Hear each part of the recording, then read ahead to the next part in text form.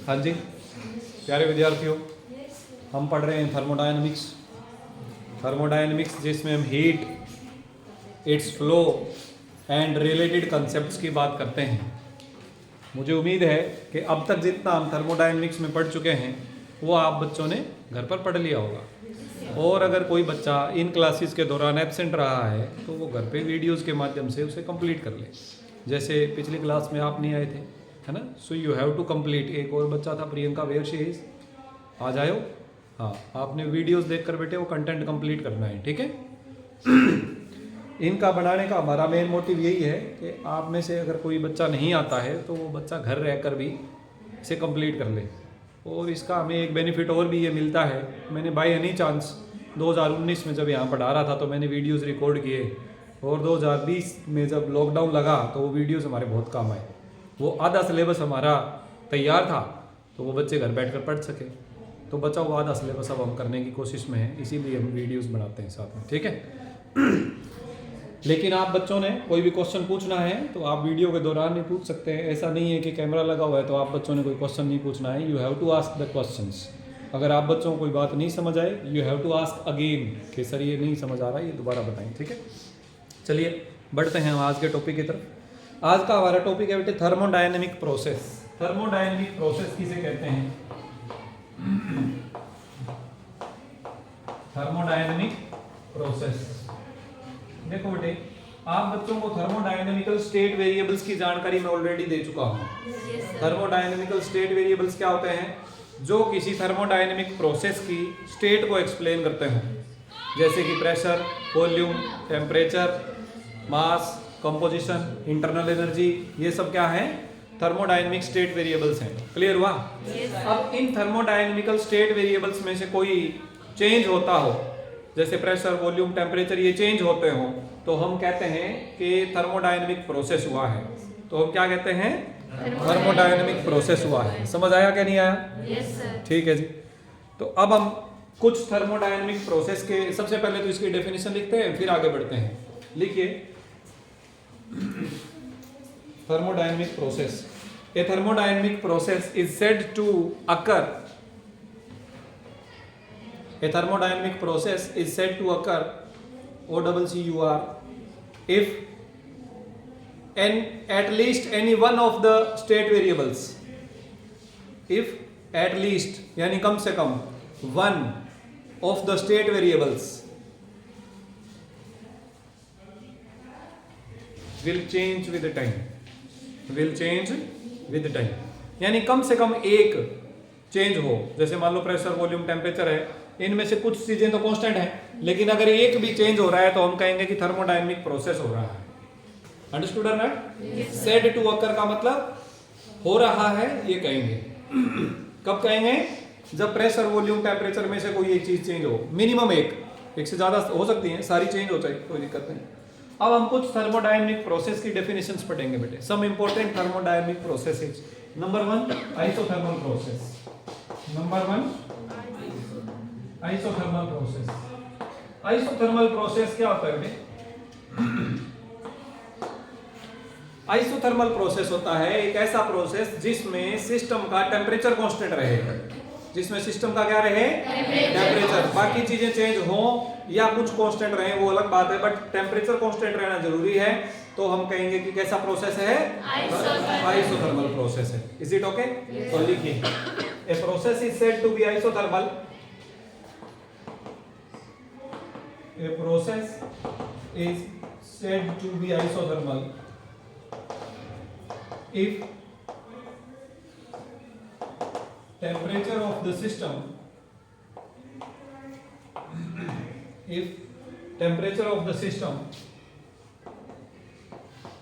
remains constant. Temperature of the system remains constant. ऐसे process को हम क्या कहते हैं बेटे? आइसोथर्मल प्रोसेस कहते हैं। That is T is equal to constant. T is equal to constant. अगर T कांस्टेंट है बेटे, अगर T कांस्टेंट है तो देखो, as PV is equal to होता है nRT, होता है कि नहीं होता? Yes, sir. ये आइडियल गैस इक्वेशन है बेटे। ये क्या है? Ideal gas equation. Ideal gas क्या होती है आप बच्चों को पता ही है? Yes, sir. क्या होती है? पता है तो बताओ। आइडियल गैस अभी हम बेटे थोड़ा और आगे चलकर और ज्यादा डिटेल में पढ़ेंगे, लेकिन आइडियल गैस क्या होती है मैं आपको एक रफ आइडिया देता हूँ। एक ऐसी गैस जिसके गैस पार्टिकल्स के बीच में कोई इंटरेक्शन ना हो, यानी गैस पार्टिकल्स आपस में एक दूसरे को अट्रैक्ट ना करें, ऐसी गैस को हम क्या बोलते हैं? Ideal gas. और कई कंडीशन होती हैं, जैसे गैस पार्टिकल जब एक दूसरे के साथ टकराएं तो परफेक्टली इलास्टिक कोलिजन होना चाहिए, यानी no loss of energy on collision. Understood ना? तो such type of gas is known as ideal gas. Perfectly ideal नहीं होती हैं गैसेस, बट कुछ सर्टेन कंडीशंस में गैसेस आइडियल की तरह बिहेव करती हैं या नियरली आइडियल की तरह बिहेव करती हैं। ये हम काइनेटिक थ्योरी ऑफ गैसेस में और ज्यादा डिटेल में पढ़ेंगे, लेकिन तब तक हम चलते हैं आइडियल गैस के साथ। तो जो भी हमारे पास गैस है हम मान रहे हैं कि वो एक आइडियल गैस है। क्या मान रहे हैं बेटे? आइडियल गैस है। तो PV is equal to nRT होता है। n क्या चीज है बेटे यहाँ पर? Number of moles of gas. Gas के कितने मोल्स हैं? R क्या है? Gas constant. तो ये तो दोनों कांस्टेंट है। नंबर ऑफ मोल मान लो 1 है, 2 है, 4 है, 10 है तो कांस्टेंट ना? Yes, sir. R already is a constant और T हमने कहा भी कांस्टेंट होना चाहिए, तो इधर सारी चीजें कांस्टेंट हैं। n constant, R constant, T constant, तो तीनों की मल्टीप्लाई करेंगे तो क्या आएगा? Constant. कांस्टेंट। कहने का मतलब ये कि प्रेशर और वॉल्यूम की मल्टीप्लाई फिक्स होनी चाहिए, यानी मैं इस इक्वेशन को ऐसे लिख सकता हूं PV is equal to constant. लिख सकता हूं या नहीं? Yes, sir. इसका मतलब क्या बना? इसका मीनिंग बना बच्चों कि प्रेशर को वॉल्यूम से जब हम मल्टीप्लाई करें तो उसका आंसर फिक्स आना चाहिए, चेंज नहीं होना चाहिए। क्लियर? Yes, sir. अच्छा एक बात बताओ, क्या हमारे पास इस प्रोसेस में हमने ये बोला है कि प्रेशर या वॉल्यूम कांस्टेंट रहने चाहिए? No, sir. नहीं। तो प्रेशर और वॉल्यूम तो चेंज होंगे, लेकिन क्या कांस्टेंट रहेगा? उनकी मल्टीप्लाई। Multiply. जैसे मान लो वॉल्यूम बढ़ा तो प्रेशर कम हो जाएगा, वॉल्यूम कम हुआ तो प्रेशर बढ़ जाएगा, लेकिन इन दोनों की मल्टीप्लाई करेंगे तो answer will remain same. Multiply करेंगे तो आंसर विल रिमेन Same. तो मान लेते हैं कि किसी टाइम किसी गैस का प्रेशर और वॉल्यूम P1 और V1 है। किसी गैस का प्रेशर और वॉल्यूम क्या है? P1 and V1। और बाद में उसका प्रेशर और वॉल्यूम P2 V2 है। बाद में क्या है बच्चों? P2 V2। तो फिर क्या होगा? इस इक्वेशन का अगर हम यूज करें तो इनिशियल कंडीशन में प्रेशर और वॉल्यूम की मल्टीप्लाई क्या होगी?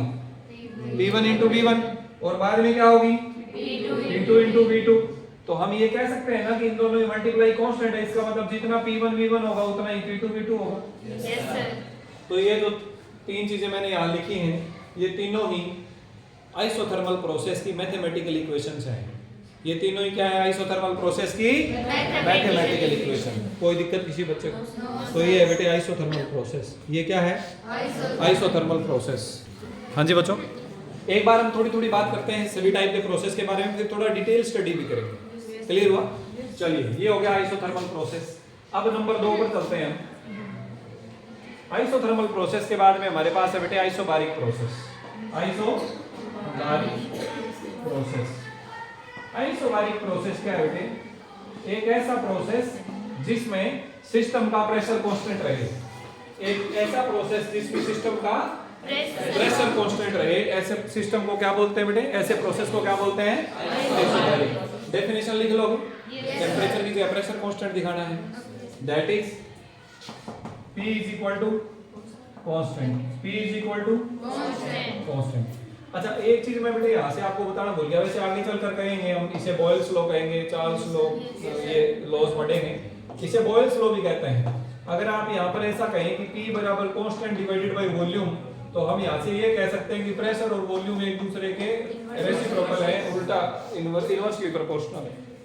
समझ आया कि नहीं? प्रेशर और वॉल्यूम एक दूसरे के इनवर्सली प्रोपोर्शनल है एट कांस्टेंट टेंपरेचर। ये बॉयल्स लॉ है। सिमिलरली हम यहाँ भी बात करेंगे, जैसे मान लो प्रेशर कांस्टेंट है, अगर प्रेशर कांस्टेंट है तो PV इज इक्वल टू क्या होता है बेटे? nRT। इधर तो हो गया प्रेशर कांस्टेंट और इधर हो गया N और R कांस्टेंट, तो दोनों तरफ चेंज कौन हो रहा है? V और T। इसका मतलब हम ये कह सकते हैं कि V is directly proportional to T। V is directly proportional to, यानी अगर हम प्रेशर को फिक्स कर दें, अगर हम प्रेशर को तो टेम्परेचर बढ़ाने से वॉल्यूम बढ़ेगा, टेम्परेचर बढ़ाने से वॉल्यूम बढ़ेगा। आई बात समझ में कि नहीं है? Yes, sir. ठीक है जी। तो ये आपके पास हो गया। तो अभी तो आइसोबैरिक प्रोसेस के बारे में इतनी बात करेंगे, वैसे हम इसकी इक्वेशंस बना सकते हैं कुछ और, जैसे कि P को यहाँ ले आए NR के नीचे, ये एक कांस्टेंट बन गया, तो V is equal to some constant into T, तो हम ये कह सकते हैं कि V1 is equal to constant into T1 और V2 is equal to constant into T2, अलग-अलग स्टेट्स के लिए बात कर सकते हैं। तो थोड़ा बाद में हम इसके बारे में और डिटेल में बातचीत करेंगे जब भी जरूरत पड़ेगी। अभी के लिए आप बच्चों को ये पता चल गया कि आइसोबैरिक प्रोसेस क्या होता है। Yes, sir. ठीक है बच्चों, नेक्स्ट की तरफ बढ़ते हैं, isochoric process. Next is isochoric process. Isochoric process में बच्चों वॉल्यूम कांस्टेंट होता है। क्या कांस्टेंट होता है? वॉल्यूम कांस्टेंट होता है। डेफिनेशन लिख लोगे? Yes, sir. डेफिनेशन लिखने के बाद में आपने लिखना है that is volume is equal to constant. अगर वॉल्यूम कांस्टेंट होता है तो इसी इक्वेशन से आप क्या कह सकते हैं, पीवी और किसके बराबर है? एनआरटी। इधर वॉल्यूम कांस्टेंट, इधर एनआर कांस्टेंट, तो आप कह सकते हो कि pressure is directly proportional to temperature. यानी अगर एक सिस्टम का वॉल्यूम हम ना बढ़ने दें ना घटने दें, फिक्स कर दें, मान लो कोई एक गैस सिलेंडर है, उसका वॉल्यूम हमने फिक्स कर दिया भाई इतना ही रहना है, और हम टेम्परेचर बढ़ाएं, क्या बढ़ाएं? तो वॉल्यूम बढ़ेगा, सॉरी वॉल्यूम तो कांस्टेंट है, प्रेशर बढ़ेगा। क्या बढ़ेगा बच्चों? प्रेशर बढ़ेगा। बोलो कोई दिक्कत? तो प्रेशर और टेम्परेचर एक दूसरे के क्या है? Directly proportional. कब? जब वॉल्यूम कांस्टेंट हो। जब वॉल्यूम कांस्टेंट हो। तो इसके बारे में भी हम बाद में थोड़ी डिटेल में बातचीत करेंगे। अब थोड़ा और आगे बढ़ते हैं, एक और टाइप के प्रोसेस की हम थोड़ी सी बात कर लेते हैं, that is adiabatic process. Which type of process? Adiabatic process. Adiabatic process जो है बच्चों, ये है कि हीट एक्सचेंज अलाउ नहीं है सिस्टम और सराउंडिंग के बीच। क्या अलाउ नहीं है? Heat exchange. सिस्टम सराउंडिंग से अगर हीट एक्सचेंज ना कर सके या उसको ना करना अलाउड हो, तो फिर उसे क्या बोलेंगे? एडियाबैटिक प्रोसेस बोलेंगे। Means a process is called adiabatic process if no heat exchange is allowed between system and surroundings. If no heat exchange is allowed between system and surroundings. बोलो कोई दिक्कत किसी बच्चे को? श्योर? Yes, sir. ठीक है जी। तो ये हो गया आपके पास एडियाबैटिक प्रोसेस। एडियाबैटिक प्रोसेस में क्या चीज जीरो होगी बच्चों? dq जीरो होगा। dq क्या होगा? Zero. dq क्या शो करता है बच्चों? Heat exchange. क्या शो करता है? Heat heat exchange. एक्सचेंज। तो हीट एक्सचेंज जीरो होगा। तो जब हम फर्स्ट लॉ की बात करेंगे तो फर्स्ट लॉ में क्या होता है? dq is equal to du plus dw। तो dq तो यहाँ पर कितना होगा? जीरो। तो जीरो बराबर क्या हो गया बच्चों? du plus dw। समझ रहे बात? Yes, sir. अब यहाँ से डेरिवेशन हमारे सिलेबस में है नहीं, लेकिन मैं आपको हिंट दे देता हूँ। अगर ये जो हमारे पास है चेंज इन इंटरनल एनर्जी, क्या है हमारे पास? चेंज इन इंटरनल एनर्जी, इसकी बात करें और dw की बात करें। किसकी बात करें? dw की बात करें, और cp और cv की वैल्यूज को लें और यहां से डिराइव करना चाहें अगर हम इक्वेशन ऑफ एडियाबैटिक प्रोसेस, तो वो इक्वेशन क्या आ जाएगी बच्चों? pv की power gamma is equal to constant. क्या आ जाएगी? PV power gamma is pv की power gamma is equal to constant. जैसे हमारा आइसोथर्मल प्रोसेस में आया था ना p इंटू v कांस्टेंट, यहाँ पर p इंटू v की पावर गामा कांस्टेंट है। ये गामा क्या चीज है बच्चे? Here gamma is ratio of specific heat at constant pressure divided by specific heat at constant volume. Gamma होता है बच्चों cp बाय cv। गामा क्या होता है? cp by cv। तो प्रेशर इंटू वॉल्यूम की पावर गामा कांस्टेंट होता है। प्रेशर इंटू वॉल्यूम की पावर गामा क्या होता है? हाँ जी बच्चों, यहाँ तक कोई दिक्कत? No, sir. अब तक हमने चार प्रोसेसेस की बात की। आइसोथर्मल प्रोसेस जिसमें टेम्परेचर कांस्टेंट रहता है सिस्टम का, आइसोबैरिक प्रोसेस जिसमें सिस्टम का प्रेशर कांस्टेंट रहता है, आइसोकोरिक प्रोसेस जिसमें सिस्टम का वॉल्यूम कांस्टेंट रहता है, एडियाबैटिक प्रोसेस जिसमें हीट एक्सचेंज अलाउ नहीं होती, जिसमें हीट एक्सचेंज अलाउ नहीं होती। कोई दिक्कत किसी बच्चे को? अब हम थोड़ी सी बात करेंगे इन्हीं चारों के बारे में एक अलग पॉइंट ऑफ व्यू लेकर। अलग पॉइंट ऑफ व्यू क्या है कि अगर हम फर्स्ट लॉ ऑफ थर्मोडायनेमिक्स की बात करें, किसकी बात करें? फर्स्ट लॉ ऑफ थर्मोडायनेमिक्स, तो ये चारों प्रोसेस क्या डिटेल जानकारी देते हैं हमें, हम थोड़ी सी इन्फो निकालते हैं इनके बारे में। ठीक है, फर्स्ट लॉ ऑफ थर्मोडायनेमिक्स क्या कहता है बच्चों? H dq is equal to du plus dw। आप इस टॉपिक को एक हेडिंग दे सकते हैं, first law of thermodynamics applied to isothermal, isobaric, isochoric and adiabatic processes. इन चारों प्रोसेस पर पहला लॉ अगर लगाएं तो वहां से क्या इंफॉर्मेशन निकलती है, ये हमारा टॉपिक है। Is it okay to you all? Yes, sir. हाँ जी, तो पहले हम आइसोथर्मल प्रोसेस की बात करते हैं। क्या ये फर्स्ट लॉ ऑफ थर्मोडायनेमिक्स का मैथमेटिकल इक्वेशन है? Yes, sir. Good. Isothermal process क्या कहता है बेटे? टेम्परेचर कांस्टेंट है। क्या कहता है isothermal process? Temperature constant. Temperature constant. अगर टेम्परेचर चेंज नहीं होगा और गैस हमने आइडियल ले रखी है, गैस कैसे ले रखी है? Ideal. इसका मतलब उसके पार्टिकल्स के बीच में अट्रैक्शन तो है ही नहीं। अरे हाँ या ना? Yes, sir. पार्टिकल्स के बीच में कोई अट्रैक्शन है क्या आइडियल गैस के? तो इसका मतलब पोटेंशियल एनर्जी भी नहीं है, इंटरनल पोटेंशियल एनर्जी तो उसमें है ही नहीं। Yes, sir. और टेम्परेचर अब उसमें इंटरनल एनर्जी कौन सी बची? Kinetic, internal kinetic energy. Temperature आपने कांस्टेंट कर दिया तो इंटरनल काइनेटिक एनर्जी चेंज होगी कि नहीं होगी? नहीं होगी। टेम्परेचर बढ़ाने से बढ़ती है, घटाने से घटती है, तो फिक्स करने से फिक्स रहेगी ना इंटरनल एनर्जी। Yes, sir. तो हम ये कहेंगे कि भाई इंटरनल एनर्जी कांस्टेंट हो गई। इंटरनल एनर्जी क्या हो गई? Constant. अगर इंटरनल एनर्जी कांस्टेंट हो गई, इसका मतलब change in internal energy zero हो गया। चेंज इन इंटरनल एनर्जी क्या हो गया? Zero. ये अगर हम यहाँ पुट कर दें तो dq बराबर क्या हो गया बच्चों? dW. dw। इसका मीनिंग समझो। इसका मीनिंग ये है कि कितनी भी हीट आपने जो सिस्टम को दी, amount of heat given to the system is converted into work done. Is converted into Work done. आपने जितनी भी हीट सिस्टम को दी, वो पूरी की पूरी हीट वर्क डन के काम आई। किसके काम आई? Work done के. ये 100% ट्रू कभी भी नहीं हो सकता। जितनी हीट हम सिस्टम को दें, that 100% of heat can be converted into work is not possible. बोलो बच्चे, बात समझ आई कि नहीं है? तो मेरे कहने का मतलब ये है कि परफेक्टली ये चीज जीरो नहीं है। अब ये क्यों नहीं जीरो है इसका कारण बता देता हूं, लेकिन मैथमेटिकली इक्वेशन हमारी यही है, dq बराबर dw। हम लिखेंगे भी ये any amount of heat given to the system is used as the work done. फिर पीछे एज ए प्रिकॉशन एक लाइन वहां ये भी लिखेंगे कि this is not true 100% because this internal energy will change. क्यों? क्योंकि हमने आइडियल गैस बोला है और 100% कोई भी गैस आइडियल नहीं होती। तो जो इंटरनल पोटेंशियल एनर्जी हमने जीरो ली थी वो एक्चुअल में जीरो नहीं होती, उसकी कुछ वैल्यू होती है। उसकी कुछ वैल्यू होती है तो जो dw है वो 100% से कम हो जाता है। आई बात समझ में कि नहीं आई? Yes, sir. ठीक है, तो ये बात थी आइसोथर्मल प्रोसेस की।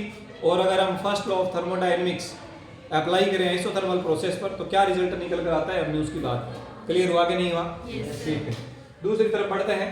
Isobaric process. क्या? आइसोबारिक क्या कांस्टेंट है? प्रेशर कांस्टेंट है। अगर प्रेशर कांस्टेंट है तो dq is equal to du plus dw। तो यहां से क्या आ जाएगा बच्चों? dq, आपने कुछ हीट दी सिस्टम को, उसमें से टेम्परेचर तो चेंज हो सकता है। Yes, sir. टेम्परेचर अगर चेंज हो सकता है तो इंटरनल एनर्जी भी चेंज होगी। तो Yes, du की जगह du आ जाएगा प्लस dw की जगह क्या आ जाएगा? pdv। क्या आ जाएगा बेटे? PdV. तो ये आइसोबारिक प्रोसेस की इक्वेशन है फर्स्ट लॉ ऑफ थर्मोडायनेमिक्स से जो हमने ड्राइव की, क्योंकि इसमें प्रेशर क्या है? कांस्टेंट। अंडरस्टूड आपने? Yes, sir. ठीक है जी, तो ये हो गया आइसोबारिक प्रोसेस के बारे में। अब हम बात करेंगे किसकी? आइसोकोरिक प्रोसेस की। आइसोकोरिक प्रोसेस में क्या कांस्टेंट है? वॉल्यूम। अगर वॉल्यूम कांस्टेंट है बच्चों तो वॉल्यूम में चेंज कितना होगा? जीरो। वॉल्यूम कांस्टेंट है तो वॉल्यूम तो चेंज होगा ही नहीं। Yes, sir. अगर वॉल्यूम चेंज होगा ही नहीं, ना एक्सपेंशन होगा ना कंप्रेशन होगा, तो वर्क डन नहीं होगा। Yes, sir. Work done expansion और कंप्रेशन में ही तो हो रहा है ना बेटे। Yes, sir. यानी वर्क डन क्या होता है? pdv। जब dv है ही जीरो तो फिर वर्क डन कितना हो गया? Zero. तो dw क्या हो गया बच्चों? Zero. और क्योंकि dw जीरो हो गया तो dq बराबर क्या बच गया? सिर्फ Du. du। dq is equal to क्या बच गया? Du. क्या मीनिंग निकलता है यहां से समझिए। मीनिंग ये निकलता है कि जितनी भी हीट आपने सिस्टम को दी, जितनी भी हीट आपने सिस्टम को दी, सारी की सारी हीट इंटरनल एनर्जी को चेंज करने के काम आएगी। सारी की सारी हीट इंटरनल एनर्जी को Change करने. बोलो बच्चे, कोई दिक्कत है किसी को? No, sir. Any doubt to anybody? No, sir. Sure? Yes, sir. आगे बढ़ते हैं। एडियाबैटिक प्रोसेस की बात करते हैं, वो वैसे हम ऑलरेडी कर ही चुके हैं। देखो एडियाबैटिक प्रोसेस में dq जीरो है तो क्या बच गया? du और dw बचा ना। Yes, sir. अब इससे रिजल्ट क्या निकलता है? इससे ये रिजल्ट निकलता है कि du is equal to negative of dw। du is equal to, Negative of dW. अब ये इससे क्या मतलब निकलता है? अगर इंटरनल एनर्जी पॉजिटिव होगी तो वर्क डन नेगेटिव होगा। यानी जब इंटरनल एनर्जी बढ़ेगी तो work is done by on the system. Work is done On the यानी सिस्टम कंप्रेशन में आ जाएगा। सिस्टम किस में आ जाएगा? compression. जब इंटरनल एनर्जी बढ़ेगी, du जब इंक्रीज होगा तो इसका मतलब dw क्या होगा बच्चे? नेगेटिव होगा। dw क्या होगा? और नेगेटिव का मतलब work done on the system, work done on the System. और सिस्टम के ऊपर काम होगा, इसका मतलब सिस्टम कंप्रेस हो रहा है। सिस्टम क्या हो रहा है? कंप्रेस हो रहा है। अब बात करते हैं थोड़ा उल्टा, अगर du कम हो तो इसका मतलब dw पॉजिटिव हो जाएगा।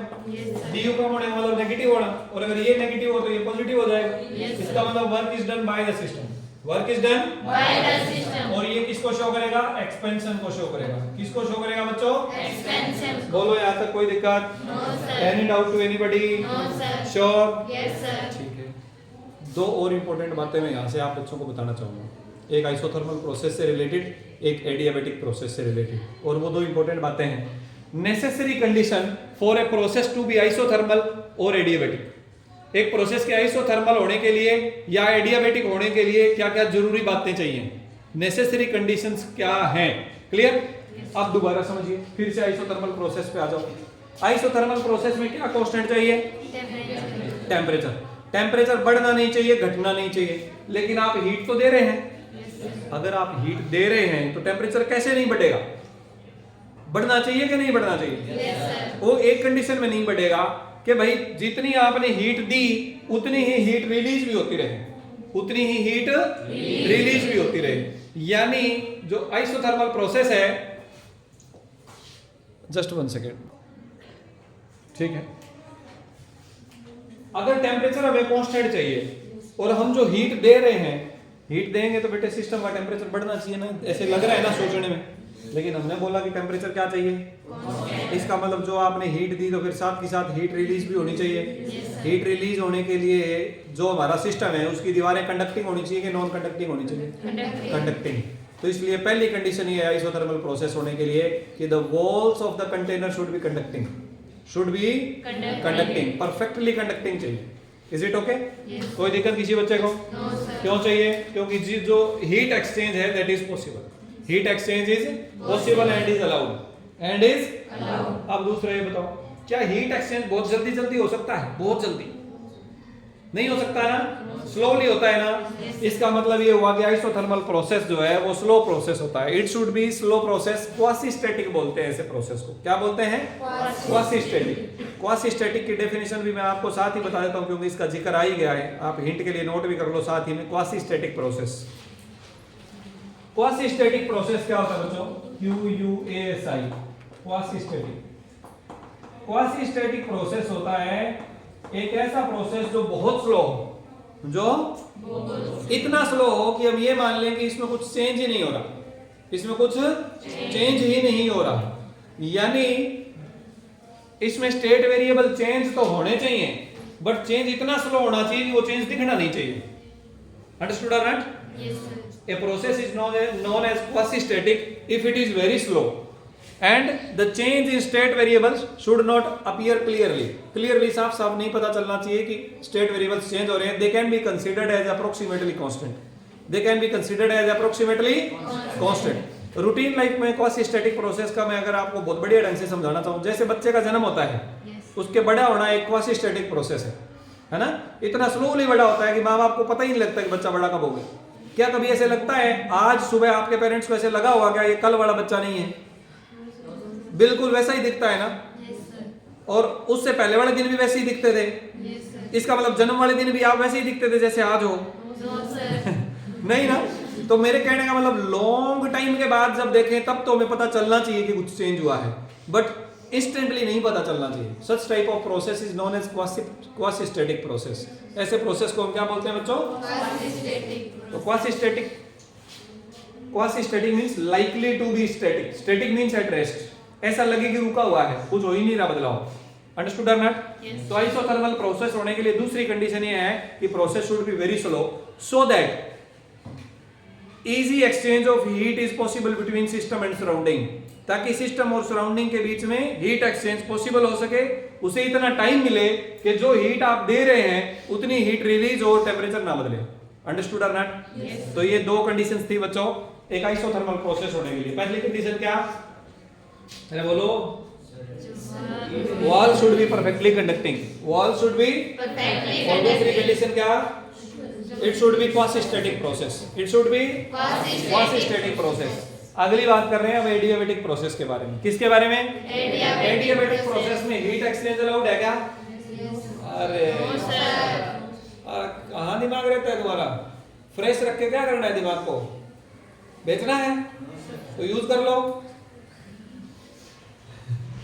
हीट एक्सचेंज कितना होता है तो एडियाबेटिक में?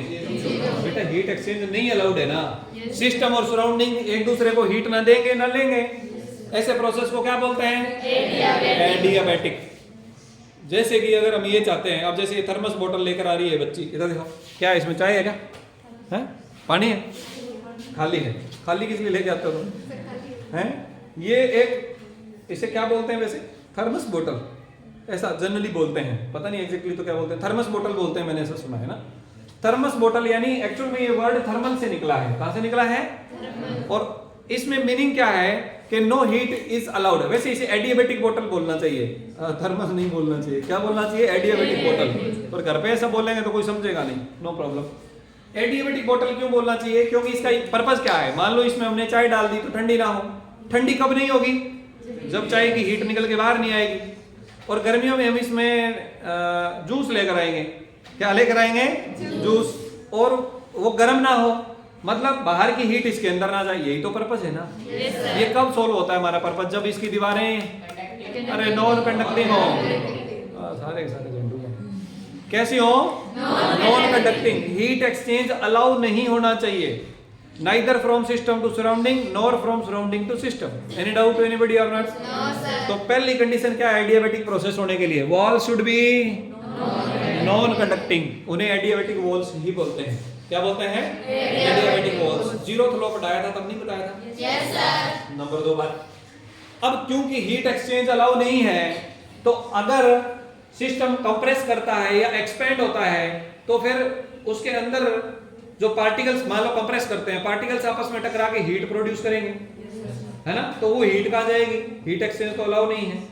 तो इसके लिए क्या चाहिए हमें कि भाई हीट की वजह से जो टेम्परेचर बढ़ रहा है तो हम क्या करें? एक्सपेंड होने दें ताकि कूलिंग हो जाए। एक्सपेंड होने दें ताकि कूलिंग हो जाए। तो सडन एक्सपेंशन, सडन एक्सपेंशन मतलब एकदम से एक्सपेंड हो जाए सिस्टम। जैसे कोई चीज फूट जाती है, ब्लास्ट हो जाती है, जैसे गाड़ी का टायर ब्लास्ट हो जाता है, तो एडियाबेटिक प्रोसेस है। सडन एक्सपेंशन हो गया। सडन कंप्रेशन, सडन कंप्रेशन एकदम से कंप्रेस कर दिया हमने किसी चीज को। तो सडन एक्सपेंशन से कूलिंग होती है, सडन एक्सपेंशन से हीटिंग होती है। कहने का मतलब टेम्परेचर कम होता है, बढ़ता है। अंडरस्टूड और नॉट? Yes sir. तो एडियाबेटिक प्रोसेस की 2 एसेंशियल कंडीशंस समझ आई कि नहीं आई? Yes sir. Wall should be non conducting and sudden expansion and sudden compression should be there, यानी प्रोसेस should be very fast, process should be very fast. Just दोनों एक दूसरे के उल्टे हैं, दोनों एक दूसरे के उल्टे हैं। चलिए इस टॉपिक में इतना ही, अगले टॉपिक की तरफ बढ़ते हैं।